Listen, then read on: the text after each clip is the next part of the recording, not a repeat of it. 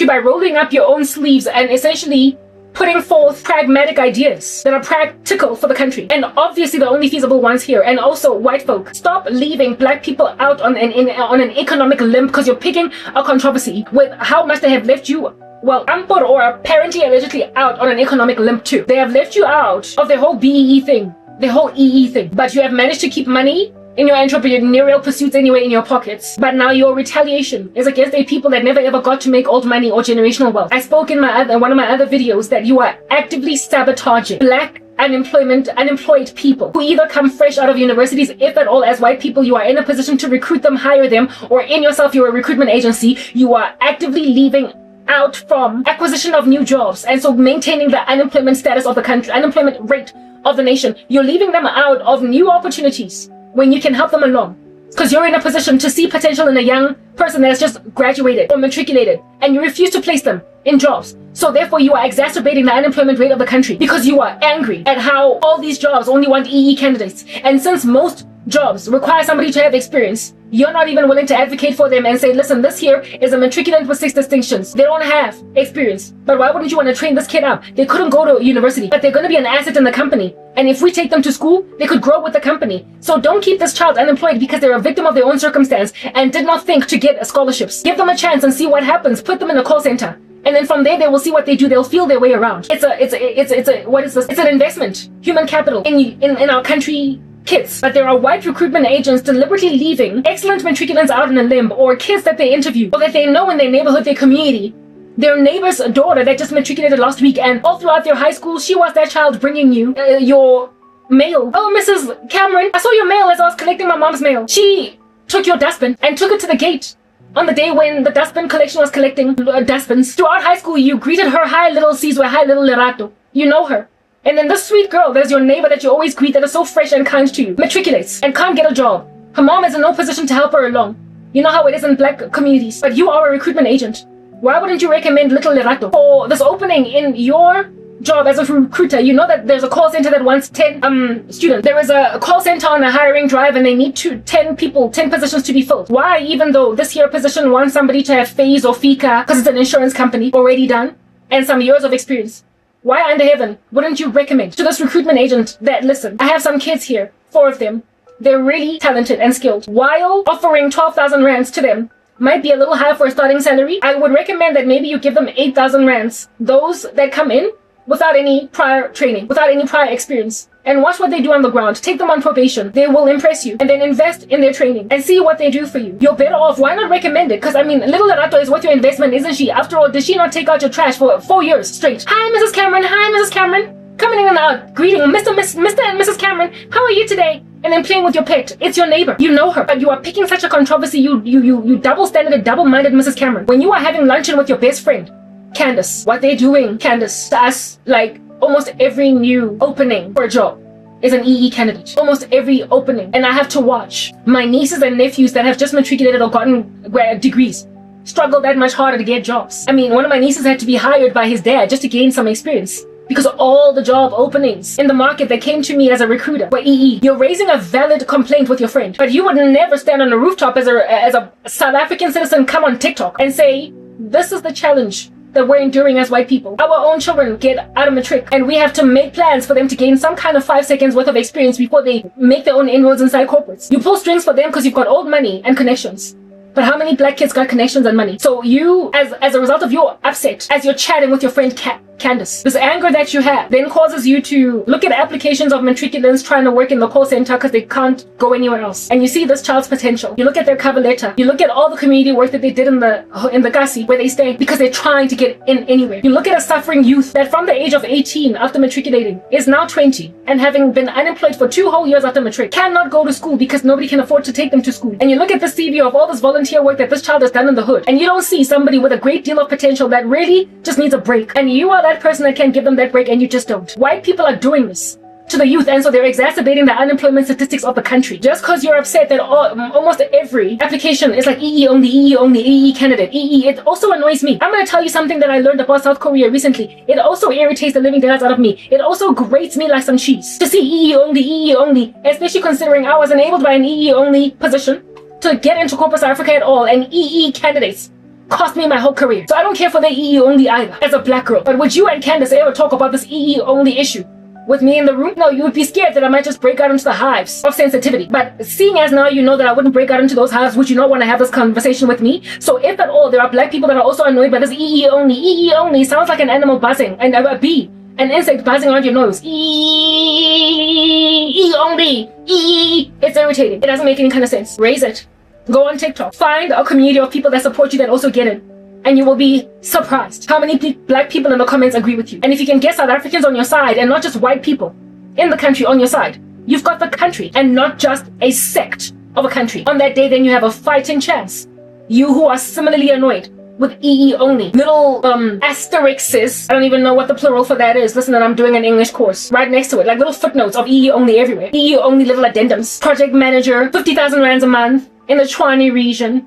You need to have 3 years of this experience. You need to have Scrum, you need to be a Scrum Master. You need to have PMBOK and, what do they call this? A PMBOK. And you also need to have Prince 2. And you must have AI tools in your back pocket as well. And look at this white candidate looking at these requirements. Ooh. And then, EE only. Usually on Career Junction, when they advertise a position, they tend to have it right next to that title. But when you read some of the when you read some of the requirements for the position, when you tick every box except for EE only, it stings. You're a Scrum Master.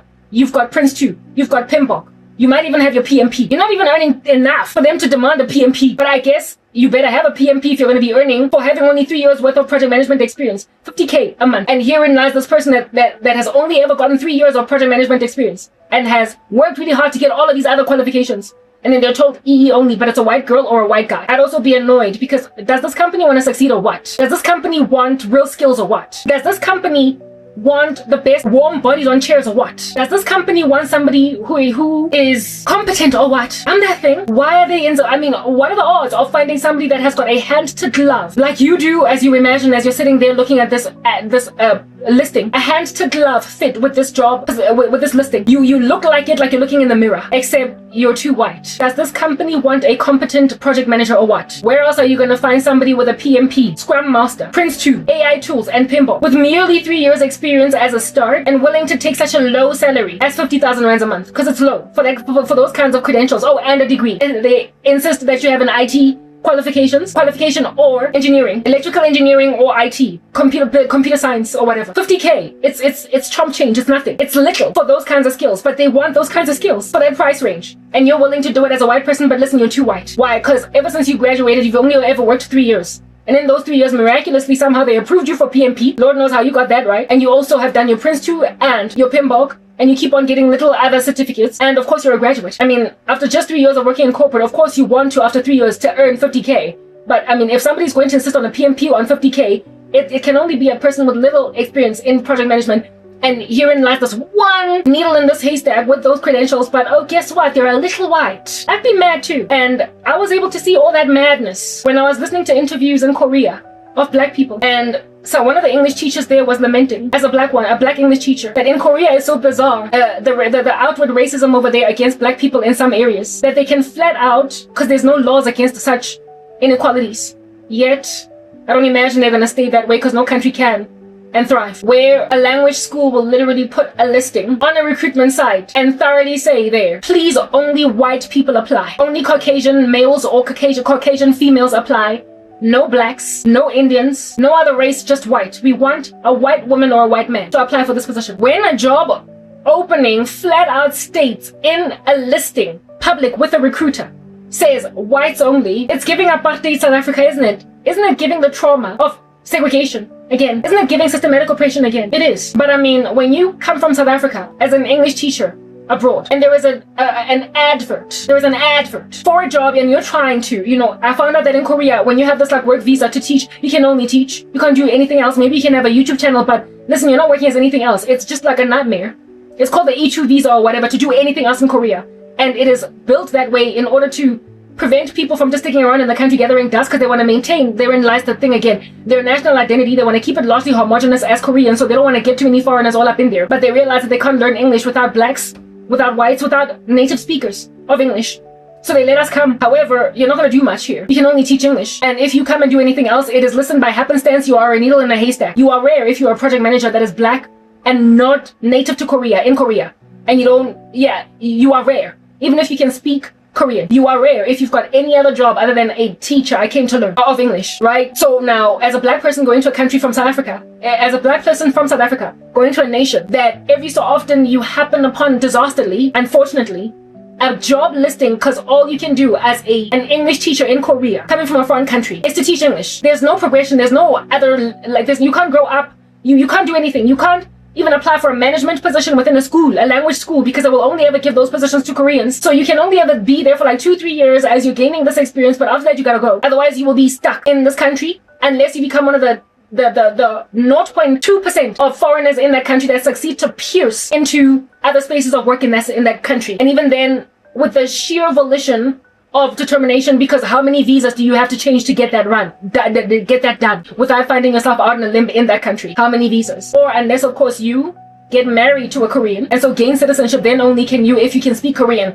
try to see if you can't get a project management job in a Korean firm, or Samsung, or LG, or whatever. But it's highly unlikely that you as a black person will get hired. They will likely choose a Korean over you. I learned quite a lot about Korea, right? So now in a nation where if you want to stay there for like 10 years, you can only teach English, the only growth you can gain is maybe earning a few more, you know, their counting system is just so bizarre to me, like million.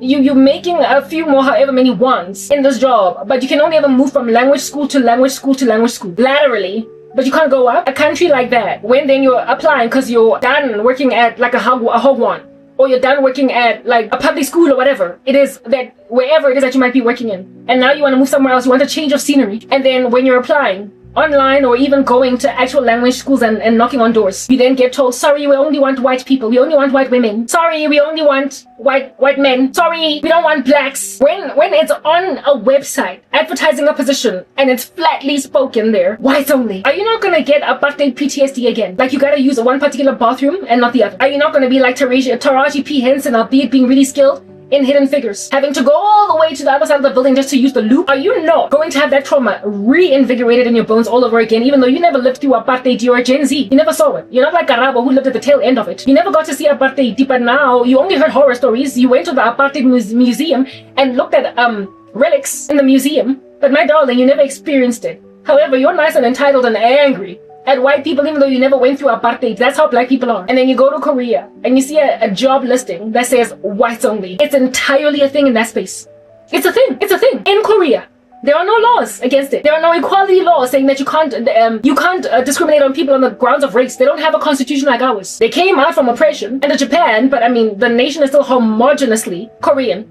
It's homogeneously Asian. So racism laws, they didn't find it necessary for them to enact them, because we're all Korean here, come on. So therefore, all of us expats, all of us foreigners, were subjugated to the tyranny of a nation that is yet to evolve until they see that there is a need for laws that cause the banning of such job listings as those. I don't doubt that South Korea will get there one day, but today they're not there. They're not there yet. They don't feel a need to be there, and they don't see an era in that kind of system. But as the years progress and more people come into that country and end up staying because their men are falling in love with black women, or Spanish women, or Colombian women, or Indian women, and their babies are becoming browner and browner and darker, there's going to be more and more of a population of black people, like it or not, in nations like Japan, Korea, etc. For as long as you've got a workforce coming from another country looking a different way, phenotypically, in a nation that is presently today homogeneous, looking a particular way, there will be an increasing growth of non-standard CI people living there. Non-standard look, non-standard phenotype. By mere virtue of people breeding, people falling in love with your citizens. People maybe even meeting your citizens in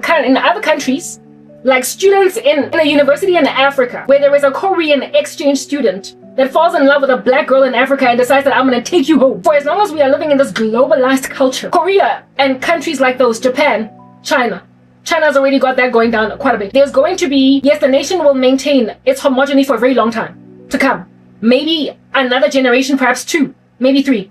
But there's going to come a time when Korea is so diversified, purely because their kids, I get that they're teaching everybody English now. Their kids are going to speak English. Cultures in this world are going to influence them more and more. They're going to intermarry more and more. White people, Indians, blacks, Arabs, they're going to meet them in other countries because of global travel and bring them back home. Or these people are going to go in their country and teach English because that's what they can do, I guess. But it's such a booming industry.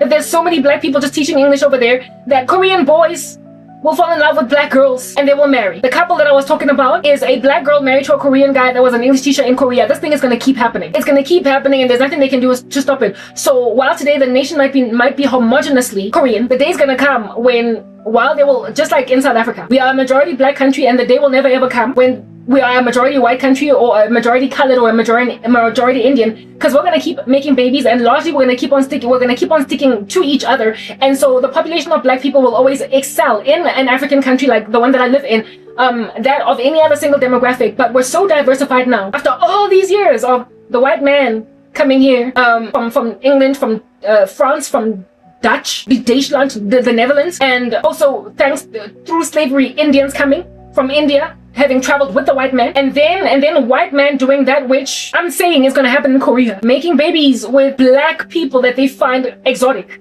that they find in the country. So a man from the Netherlands, a man from France, a man from the what do you call this, from Britain, from England, coming to South Africa, and especially if he's like a missionary and taking a native wife, a South African wife, a black woman, making what? Coloreds. What is the population of coloreds in this country? It's huge. And these coloreds came about as a result of white settlers having children with black women or men, depending on their gender. We have a whole brand spanking new race called colored people because of that intermarriage, that interbreeding, if you will, because not all of them were married. You understand what I'm saying? And now today, what is the population of colored people in the country that didn't exist before white men came here and made babies with black people? Makaya didn't say the only ones that originally existed from the get-go were Indians. And they were brought from India. We were here, black people. Coloreds were made, they were created. And now today they make a handsome population of South Africans. And they also are now sticking to each other, to themselves. Certain regions of this country, like Mitchell's Plain, whereas there was a time when they didn't even exist, listen, at all. They were made. So coloreds in Korea are busy being made today as we speak. They're being made. They might not be called coloreds then, but a mix of Korean blacks, a mix of Koreans with black foreigners, or a mix of Koreans and Indian foreigners. I can't really say that a mix of Koreans and white foreigners, because Koreans and whites will always come up looking either super Korean or super white. They will either look white or Korean, but they will never look black. Whereas the ones that are a mix of Indian and Korean, and the ones that are made like darker skin tones and Korean, are gonna create what will be the tantamount of what this nation calls colored kids. And when then you have like just this like rise of citizens that are colored, you can't have crazy like listings for jobs where your job site says whites only. You're gonna face a revolt from the youth that are black and be supported by Korean youth. They're gonna be supported by Korean youth and white youth that are, I guess, a mix of white and Korean. I don't know what they will look more like. It depends on what you look more like. Do you look more white than Korean, then you'll get called white. If you look more Korean than white, then you will get called Korean. They will get supported by sympathizers, and so it's going to stage a revolt. You cannot continue to put postings, listings, advertisements for jobs, Korea, that say white only. Because I mean, listen, what do you sound like? Slavery in America, segregation in America. Those people overcame it, man. There were marches. Do you remember Martin Luther King? Why are you being so taboo in 2020? In 2078, why are you being so taboo? Why are you being so taboo? We already conquered systematic oppression long ago. What are you still doing so backward all these years down the line? Like when you've got so many colors in Korea that they basically are out here making like the colors of South Africa, you also, for the life of you, cannot put adverts in a newspaper saying no blacks, only Caucasian males or Caucasian females. There's gonna come a time when your society is no longer as homogenous as it is today, where such things as those are not gonna fly. Otherwise, you as a nation will make like your next door neighbor North Korea and be a pariah. The world won't embrace you. Such job listings are a thing in Korea today, but there's nothing they can do about how diversified their country will be in 50 years. I'm mere virtue of the influx of foreigners falling in love with their people and then making babies that look different. They are just gonna have to stop. South Africa was majority black, and it still is today, but it's very diversified. Korea will eventually get there. Many of the nations in Asia, especially considering all this influx of foreigners in Asian countries that are very homogeneous, because of wanting to learn English, this lingua franca of the world, they're gonna have to loosen their restrictions on what they will allow foreigners to do in the country and who they regard as a foreigner. Like, I was listening to all these testimonies of these people talking about their experiences in Korea, and they're like, even if you are a citizen in Korea, even if you were born here as a black person or as a white person, they will always look at you as a foreigner. That will change. It has to. There was a time when in South Africa, every white person was looked at as a foreigner. But now you can't tell. Only when they start to say, por favor, like the guy from Mind Your Language. Then you know, the guy's from Spain.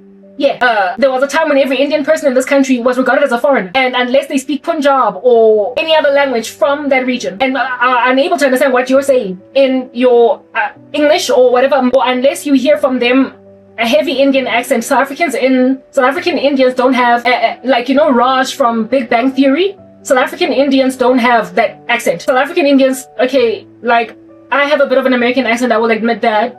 But if you've listened to other South Africans, listen, I've been marred by persecution. Y'all go find out how I acquired my accent and you will be very heartbroken. Anyway, whatever, but if you go and listen to any South African with a South African accent, Indians sound like that. They don't have a heavy Indian accent. So the way that you could find out that an Indian in this country is not from South Africa is if they've got Raj's accent from Big Bang Theory. Like, you know, what are you doing? Yeah. South African Indians don't have a heavy accent like that. They sound, I can't say like me, but go listen to South Africans, they sound like that. South African, of course, white people have got, depending on what side of white they are they Afrikaans or are they English white, in which case their accents vary. Afrikaans people have got a Boer accent, you know, Jan, you're right, Karabo. That's how Boers speak, whereas the English whites are like, are you right, Karabo? Right? There's like a difference. And many of us inherited that white twang. Hey, Karabo, you're right. No, I'm cool, eh? Nah, I'm cool, but that's South African English white. Whereas, Karabo, how you doing today? Do you have the addendum? That's how, a Boer, Afrikaans, King Boer, South Africans, white speak. So that's how you know that they're from here. But of course, if a white person in this country were to out here rock up with an American accent, you will know that they're from here, and unless they spoke, you wouldn't know that they're not South African. Or like me, they were changed somehow because they either lived in the US for very long and they were just abused until they watched enough American television and it stuck on their tongue for long enough. Or if they've got a British accent, Spanish, whatever. Or unless, like I said, they say por favor, or how can I help you? I don't understand. And you know that they're from France, then you understand. You'll be able to know that this white person is not from South Africa because they're struggling to either communicate with me or they've got an accent. The day's gonna arrive in countries like South Korea when that's a thing as well. And like in South Africa, like I said, there was a time when every white person would have been regarded as a foreigner, every Indian would have been regarded as a foreigner. Coloreds were made here, so there's no way that they would ever have been regarded as foreigners. They were made here. So they always just will be identified as South Africans, plus their accent, like mixed race people in this country, black and white. But the accent. Hello, Karab, how are you doing today? No, I'm good, man. No, man, I'm okay. Because they are either a mix of black and white. So they're like English mixed colors with blacks, or they're a mix of black and white Boers or black and white English. So, however, the ones that are black and white English, they don't speak Afrikaans. But nonetheless, whether they are black and white Boer or black and white English, a lot of them have a colored accent, but there are coloreds who don't have a colored accent but speak like blacks and English whites. But a whole chunk of them are like, hi Karabo, what can I help you with? Where are you going? Are you coming tomorrow to the party? Can we? Yeah, that's how they speak, either like the way that I'm speaking or just a mild variation of it, and you hear the mild variation of it in Tyler. A lot of colored Tyler the musician, most of the colors in this country have that accent, but there are some that speak like, yo, but how you doing? No, I'm good, hey? Because of what? I don't know. Like, what's the difference? I don't know. And maybe it's where they grew up. I don't know. I don't know why the colors who don't have a colored accent don't have it. I really can't tell you why. Because colored people tend to grow up in their own communities. And that's why their accent is proliferated. And their family members talk to them in a particular way. And so their accent is established through home. And community. So maybe the ones that speak like us are the ones that made friends out of black people or were largely friends with white people when they grew up, and that's why they don't have the accent. But largely colored people talk like this. Yeah, no, see you tomorrow, ne? Yeah, they speak like that. But all those nuances, it took how long? Hundreds of years. It took maybe like 200 years. I don't know. I can't tell you the exact amount of time. To get a homogeneously black country to be so diverse that you can't even tell if a white person from among you is South African or from Spain, or an Indian person is South African or from India. And colored people, they also could be from anywhere else around the world, but they were made here, like us. In the same way that there are black people in this country that as soon as they start speaking and don't understand you, when you start to say, okay, though, marakita, yo, it's again like and they're just looking at you on some, I don't speak your languages. we automatically assume that black people, even though they might not be able to respond in our exact languages, if we just break out into any of our vernac, then everybody will get it. That is black. But there are some black people that just look at us being on some, yeah, no sharp, Joe. And she's like, yeah. That's how you know that she either was adopted by white parents and so can't speak any of our languages and was not raised among black people, or she's a black person from the UK, or a black person from America, or a black person from Spain, from Portugal, from Brazil, Nigeria, wherever.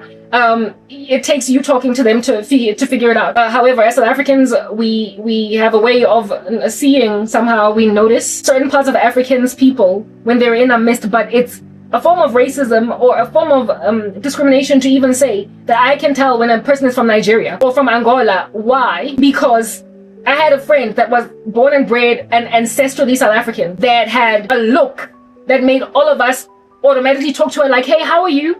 And she was like, and it turned out that she was South African with a whole like name like mine, like nothing of her. It's not like she grew up in the country having been raised in another nation. So that's also another era with xenophobia. Insofar as you look a certain way, it is assumed that you're either from Ghana or you're from Nigeria or you're from Angola. I mean, the Somalis and the Ethiopians, they have a look that is in the, like, it's just, there's no getting past it. It's obvious that they're from there. But it is entirely possible for a Somali man or a Somali woman to be born in South Africa and be a citizen. But right now there's like just this random persecution of people who are even born in the country because they look Somali. They look Ethiopian. They came to the country 50 years ago, had children. Their kids are South African citizens. But are they not abused in schools? Are they not abused by xenophobia? That's just what a nation that is self-defeating and shooting itself in the foot is doing. So no longer do you have leg room or opportunity to abuse someone in the country simply because they look like they're from Congo. Purely because you can recognize a Congolese from a mile away. What do you mean? What if their parents came here 50 years ago? And while they might have a distinctively Congolese look, because even the Sudanese have a distinctively Sudanese look. We get it. But they could be citizens of this country. But there are people out here just lambasting, slapping, mistreating the foreigner, even though these foreigners are never mind documented, but some of them are actually citizens. Some of them are actually citizens, but you're just abusing them. And if somebody is a South African citizen, but their parents are Congolese, you don't get to kick them out, especially if eventually they gain citizenship. But South Africa is doing stuff like that. It's causing harassment of people that merely look like they don't come from here. That's what happens in your nation when you abuse foreigners. You don't know that they might be citizens, just like the issue right now that is prevalent in South Korea. Unawareness as to the foreign state of this person. This child was born, bred, and raised in Korea by like there's this one girl that was being interviewed in Korea that speaks, of course, fluent Korean because she is Korean. But her parents, both of them, are from Ghana. She was born in Korea, is a Korean citizen, attends school in Korea. But for as long as Korea looks like this, she will always be regarded as a foreigner, and people be pleasantly surprised when she speaks Korean fluently and ask her, where did you learn Korean? And this chick is like, I was born here. I was raised here. She's a citizen. But she's always going to be regarded as a foreigner, at least for a very long time. So if at all a nation is ultimately going to change its mind about what makes for a foreigner, as opposed to not, because it has lost its homogeny.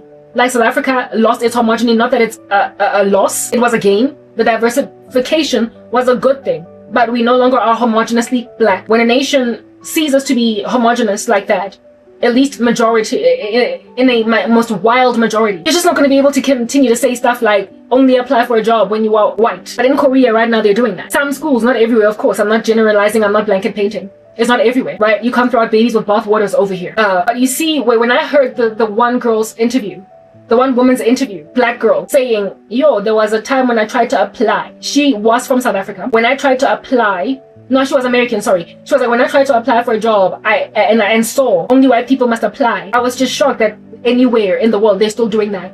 But unfortunately, in Korea, there are no laws against that level of discrimination. And I remember when she was speaking, I was like, yet, because I live in a country that was once homogeneously black. And white people rocked up here and had the brazen audacity somewhere along the way to incarcerate everyone that they found here and other people that they brought here. And the systematic oppression. Everybody eventually overcame it. And by the time we got out on the other side of that apartheid hurdle, the nation was so diversified that there was no room or no avenue to say blacks only, whites only, coloreds only, Indians only. We conquer systematic oppression. And then we go back to black only, for real, South Africa. Colored candidates only, Indians only, no whites. Oh, look at you, turn the tables. Well, black South Africans. South Africa is one of the allocated native English speaking countries embraced and accepted by Korea. Native nations in this world, native English nations in this world are you listening? The UK, New Zealand, the US, South Africa, Australia, and I think there is one I'm leaving out. I don't know which one, I forgot, but like I think there's 6, maybe I've named them all. And these are the only countries that nations like China, South Korea, Japan will hire because we are regarded as native English speaking countries. Now, South Africans, you are among those countries.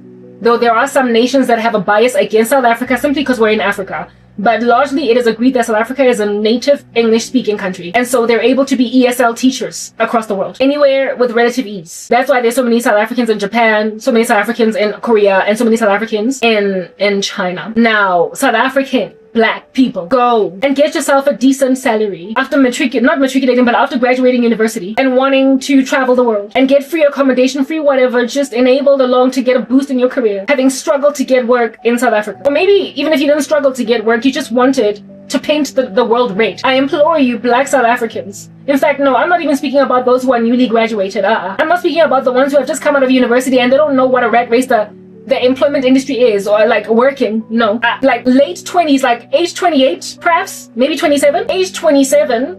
So essentially you've got a few years working in corporate South Africa all the way up until 50. Go. If at all the age gap, not age gap, but the ceiling has not been hit for your particular age, if you're not too old to go there, as somebody who has had experience with the South African labor force, somebody who has actually gone into a South African website for recruitment, like Career Junction, PNet, maybe even on LinkedIn within the South African companies that out your post over there. If you've had experience with job applications and also job hunting, so you haven't necessarily only worked one job ever since well, maybe matriculated, but Korea wants a degree, and I'm going to get to that right now, right? But you have gotten your degree, and ever since getting your degree, you've worked maybe like in 3 companies, and now you just want to go travel the world from the ages of 27 to 50. So you have had some kind of interaction with the labor force and the websites and the recruitment spaces that hire for South Africans, as any race, but especially Black. Let's first speak of the Blacks. You're a young Black person, or even just a little bit older young,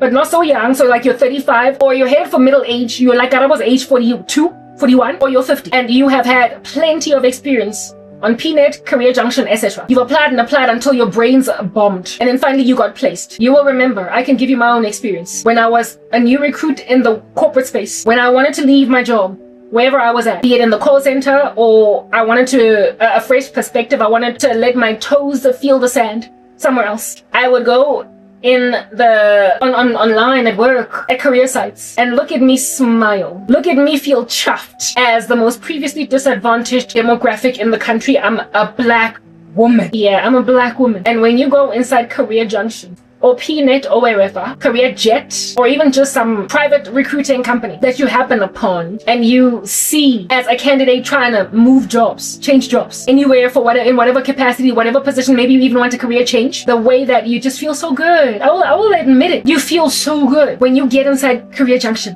And after putting in all your filters, essentially your parameters, I want from this, in these neighborhoods, in the Greater Johannesburg area, and in particular in Bryanston, and this is the industry that I want, and this is the kind of job, a project management or administration, or you leave it blank because you just like you want to explore your horizons, and then you put like your salary range, or maybe you leave the salary range out, and then search, and the jobs pop out. Boom. I can sit here and admit with every bone in my body just how good I felt before God convicted me of sin, before God convicted me of the error of the country. How good I felt as a Black woman. Oh my, I'm so previously disadvantaged. And mind you, when apartheid was out here ending, that's when I was born. So frankly, I never experienced oppression. I was a child at the very tail end of it. And by the time I was now ready to work and experience what it means to be ignored as a Black person, I just wasn't getting ignored. So I don't have experience with oppression. I don't. Most of my schooling was in Model C white schools. I started them in grade 2. I don't know about I only saw the latter end of it, and even then I don't have trauma from it. But look at me out here, go on Career Junction as a young woman looking for a new job from an old one, or the one that I'm currently in, and I see EE candidates only, and the smile on my face on some I can apply for this one. Gotcha. I click and I go down career these listings anywhere, wherever I'm looking for them, and like every second or pretty much almost every listing on this first landing page, EE only, black people only, women only. And I'm just like, gotcha. I'm so excited because I feel like my chances have been improved to succeed in this because of the just violent, flagrant discrimination against everyone else that's not me. Everyone else that's not a black man or a woman, or in some instances, a black woman only. Everyone else can't get this job. I had a friend. She was black. Her mom was black. Her dad was black. You know those genes that are recessive that dwelled in some cocoa of like 20,000 years ago. Of course, 20,000 years ago did not exist, but I'm making an example. Like a recessive gene of some white relative from 500 years ago. Perhaps your great-great-great-great-grandmother was a mix of black and white, and she married a black man. They had children. Those children married black children, black people. Those black people then went on to marry more black people, and those black people went on. So therefore, all the black is gone. But that gene is still in the gene pool. It's still in the body. It's still in the DNA, but it's extremely recessive. But it is possible for it to become dominant, strangely, in one embryo somewhere in the future. And so you out here having a colored baby getting born of two black as coal parents, or a white baby because that colored baby was a mix of black and white. It is entirely feasible. It can happen. It's entirely feasible. It can happen, but it is highly unlikely. And I had a friend that was that recessive gene baby that came forth and became dominant and born to two black as coal parents. And by black as coal, of course, I'm using an exaggeration. She was born to two thoroughbred blacks that, as far as they knew, were black through and through, and there's no color in the family, no white man, no white woman, nothing. Everybody had a black background as far as they could look back. They have a baby, and out comes this chick that looks colored. Like she looked like Pearl Tusi. Kumenje, I'm straw having colored hair. You know what colors look like. She came out looking like Tyler. Nobody in South Africa would ever mistake Tyler for a black full-on person. Everybody knows she's colored. It's not hard. It's not hard for us to figure it out. There are some colors that look completely black, but when they talk and when they tell of who their family members are, we then find out that they're colored. But largely colors have a look, and we know that they're colored. There's no way that we can mistake it. Similarly too with blacks, we know we're black and nobody can mistake it amidst us largely. But this chick looked colored, but her parents were black as coal, like I said. She looked like her brothers. Some might say, your mom cheated. That's why you came out looking like this. But she looked exactly like her brothers, except she had that hair and that skin tone. If you were to look at her and her brothers, there's no way that these people are not related. But the brothers obviously were black. She, however, just looked colored. Upume with this recessive gene, that came forth as dominant and so looked colored. Her name was like Karabo Shongwane, essentially a black name, black surname, because her family was black. They named their child, let's say her name was Mbali Shabalala. Her name was Mbali Shabalala, right? This chick, her ID, home affairs, everywhere, she's black, born to black parents. That is her race. There is need in this country to identify what race you are from birth, that whatever it is that is needed might be done. Why it's necessary for South Africans to either identify as black, colored, Indian, white, or whatever, I don't understand it. It doesn't matter. It shouldn't. Just that you're a South African citizen. But it's important that even on bank applications, when you're applying for a car loan or a home loan, that you say that you're black or you're Asian or you're white. It just matters. So why we don't know? So on this chick's documents, every last one of her documents, she's black. So she applies for a job. And in South Africa, we don't need to put photographs on CVs. She applies for a job. She gets called for an interview. She goes to the interview, and as soon as she gets there, the interviewer is like, this job is for a black woman, not even colored. You will remember in the days of apartheid, there was a cascading discrimination. Whites had the best privilege, and then shortly after and then within the disadvantaged were in this order: Indians, and then coloreds, and then blacks. So the EE laws catered to this cascading effect, in that in trying to repatriate people to economic success, we must regard the fact that coloreds were better treated than blacks, and Indians were better treated than coloreds and blacks. So therefore the EE laws catered this into consideration, and they gave first importance to black, in particular women, but black people at all, and then next colored, and then Indian. So the majority of job openings that were open that needed to be filled in order to award economic empowerment were blacks, especially women. And now we have such a misogynistic government that nobody knows whether they're coming or going. Anyway, whatever, let's get into the point. This chick rocks up at this interview, and she is told from the get-go, without even handshaking anybody, yeah, I said her name is Mbali Shabalala. They're like, Mbali Shabalala, this is your CV. This is a job for a black woman. And Mbali is like, I'm black. My name is Mbali Shabalala. I was born here. These are my parents. I've got proof in the pudding. Listen, I am documented by the Home Affairs and everything as a black person. This is provable. And she went back and forth. Basa interviewing mo, Tobato. Not what do you like to do? Do you like to read books?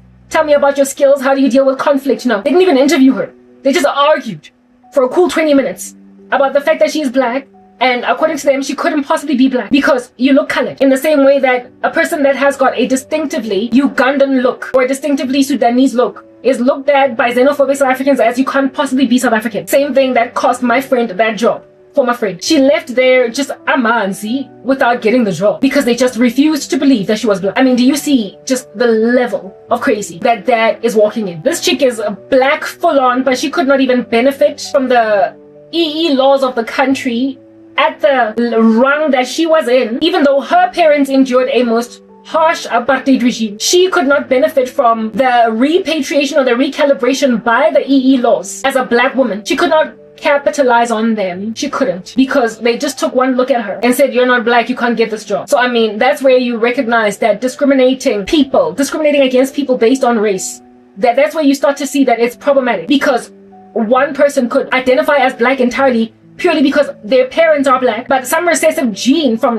1809 popped out forward from some white grandmother, and now this kid came out looking colored. But on paper, her parents are not going to document her as colored because she's not. According to them, she's our baby, biological. So this kid is going to be documented by the nation as black. Yet, just by mere virtue of looking at her, once recruiters are going to be like, you lied on your CV. No, I didn't. I'm black. I can prove it. My face, DNA. I can do a DNA test in front of you right now and prove that I'm the thoroughbred spawn, progeny of this man and this woman. And both of them look at them in the eye, stare longingly into them like you're a lover, and you will discover that they're my parents, biological. So if you would recruit them if they were my age and viable for this position, you should recruit me. But that she would have to jump through those many hoops to prove that she deserves that job. That's the problem. That's the issue. Herein lies a black girl losing out on an opportunity because she looks colored. And according to that cascading law that I told you about in Group Areas Act, she did not qualify, at least in this instance. And next week, maybe she will find a job listing that says coloreds and blacks can apply. Then she can get in, like in the learnership program at Liberty Life that gave me a shot, a boost. It was only coloreds and blacks. There were no Indians and there were no whites in the learnership program that I was a part of at Liberty Life. And I mean, when something is like that, you are just smiling from ear to ear when you apply for it because you're excited that you are favored above everyone else over here. You know that you can apply for every job on Career Junction, every job, including ones that aren't EE only. But white people, and in some instances, coloreds, Indians, and any other variation Asian can't apply for it. When you're the only person in the country that can apply for every job that you want to apply for on a website, and there'll be a potential for you to get called for an interview. But there are certain people in your country that absolutely can't do the exact same thing that you can with leisure do. There is a hole in that system. I could apply for every job as much as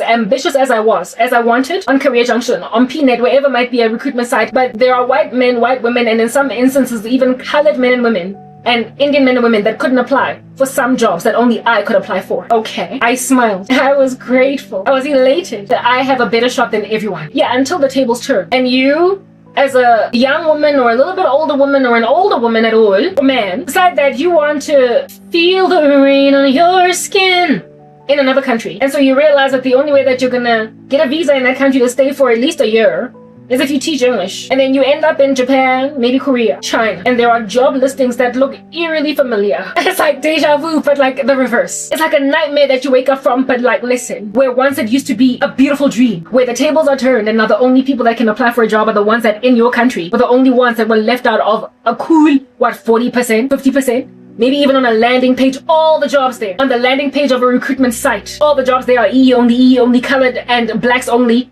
Indians only. No, not they like barely ever would you ever get a job that says Indian candidates only, because black people always had to be able to apply everywhere.